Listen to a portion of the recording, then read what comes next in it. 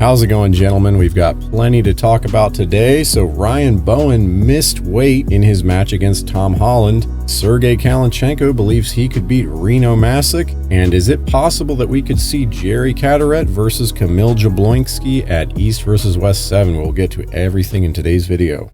Okay, we'll get right to the topic that you have come to this video for, and that is Ryan Bowen missing weight in his match against Tom Holland. So they agreed to pool at 86 kilograms, which is 189.2 pounds. And before the match, Ryan messaged Tom and said, "Hey, I'm really struggling to get down to 86 kilograms. And Tom messaged back. He said, just get as close as you can. And even if you just get to 90 kilograms, I will lie for you and tell everyone that you made it to 86 kilograms and it'll be no problem. But if you don't make weight, you'll never live it down. I'm going to let everybody know. The public will know that you didn't make weight," which is totally fair. Ryan eventually sends Tom a message. It's a video of him weighing in at 86 kilograms, and this weigh-in was 48 hours early, so a day before you would normally weigh in. And Ryan asked him, "Hey, is it okay if I weigh in 48 hours early? I was able to make weight. I'm here sitting at 86 kilograms.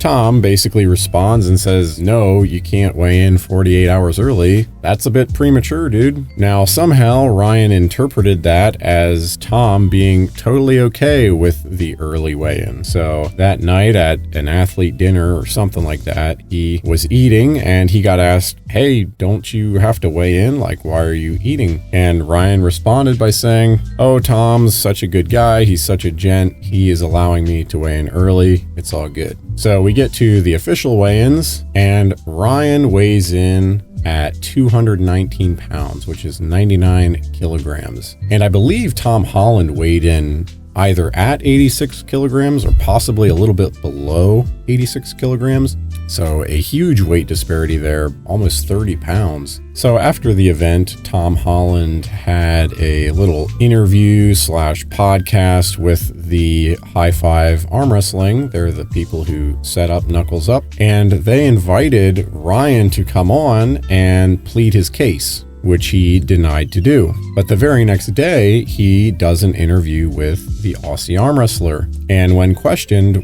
why he didn't join the podcast with Tom Holland, he basically said, "Oh, I just didn't want to involve myself in drama," which is kind of rich because the very next day he went on a podcast with the Aussie arm wrestler and discussed the very topic that he claimed he was trying to avoid the day before. Anyways, throughout this entire podcast that Ryan did with the Aussie arm wrestler, I was able to basically pick up one defense that he had for his actions, and that was that he interpreted Tom's messages to him in a way that made it seem like weighing in 48 hours early was just totally okay. So essentially, Ryan is saying that when Tom told him, "Hey, that's a bit premature, isn't it?" he interpreted that as Tom saying, "Yeah, it's all good, dude. That's totally fine. You made weight."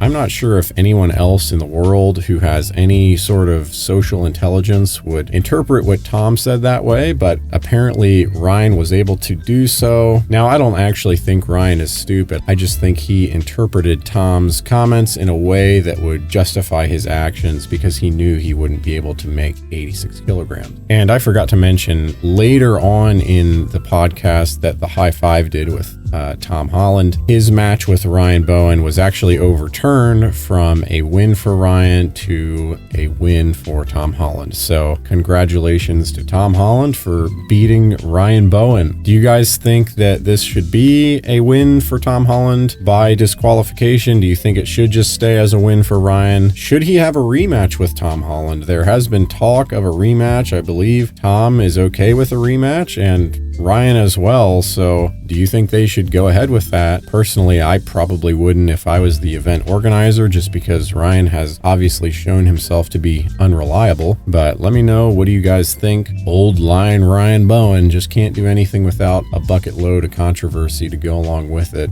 You know what? I'm starting to think he's actually a genius, though. I think he's just trolling us all because he is a professional at garnering attention, whether it's good or bad. So maybe we're the ones getting played. Anyways, we'll move on.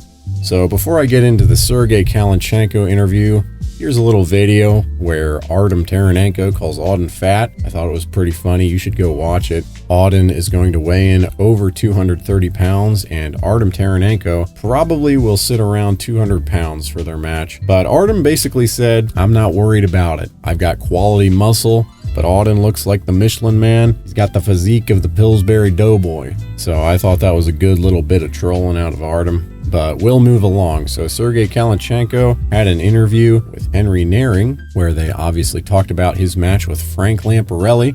And these are two of the most wholesome guys in arm wrestling. I hate to root for either one of them because I don't want to see either one lose. But Sergei is sounding pretty confident. He believes that he will pin Frank outside of the strap. So I'm assuming he's probably hoping for a 1-2-3 flash pin done. But I don't know that that's going to happen. I know Frank Lamparelli isn't necessarily known for his top end horsepower, but it is rare at the highest level to see a guy who wants straps not able to get straps. So I do believe that Frank's going to be able to slip. He's going to be able to get the straps, but inside of straps, I do think Sergei is going to be able to get it done. I think he probably has way better side pressure. I think there's a good chance that he flash pins Frank round 1, maybe even round 2, but Frank might take his hand in round 2, maybe round 3 as well. I still think the superior side pressure of Sergei, along with his ability to press, will get the job done. I mean, you guys remember Sergei versus Georgi Svetkov. Georgi is a way bigger guy than Sergei, and Sergei was still able to get him into some pretty bad positions. He just wasn't quite able to get the pin. So I do favor Sergei in this match, but you never know. Frank has an incredible hand. I don't really care too much who wins this match because both of these guys are awesome. I just hope it doesn't end up being a 3-0, although I think it could be. All right, moving on. So Neil Pickup and Ray from The Voice of Arm Wrestling were chatting about a possible match between Jerry Cataret and Kamil Jabloinski at East vs. West 17. And this is an awesome match. This is the pressing titans of the super heavyweight category. I think Jerry is the favorite in this match. Obviously, he is ranked higher, so in that sense, he would be the favorite. But I think style-wise, he is also the favorite. Although I believe Kamil is faster, I think the ability of Jerry to apply a ton of pressure even when his shoulder isn't behind his hand would be enough to keep Kamil from getting behind his hand, because Jerry's got a very good hook. He's got crazy side pressure in that break arm position. Kamil, not so much. When Kamil wins, he's usually winning because he gets his shoulder behind his hand and he's able to press right through his opponent. But you see in his match against Reno, when he's not able to get his shoulder behind his hand, he really struggles. And so I think this would be a really tough match for Kamil, and I would have Jerry as the favorite, but honestly, who doesn't want to see this match? I'm sure there are a lot of Kamil fans that believe he's the best presser,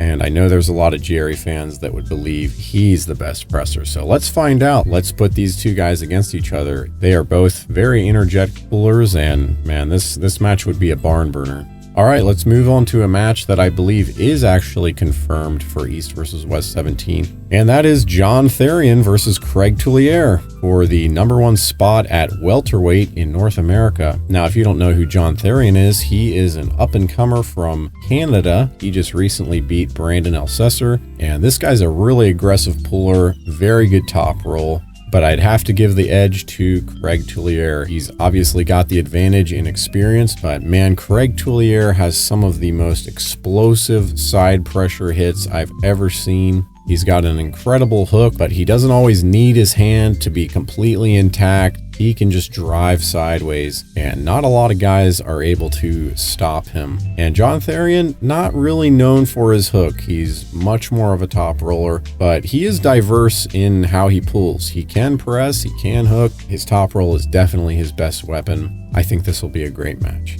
All right, guys, thank you so much for watching. I actually had to record this video a second time because the first time I got done, I looked over at my computer and the line for the audio was just flat. So yeah, my mic was muted and I was just yapping to myself for like 20 minutes straight. So anyways, thank you guys for watching. I hope you have a good day. Bye.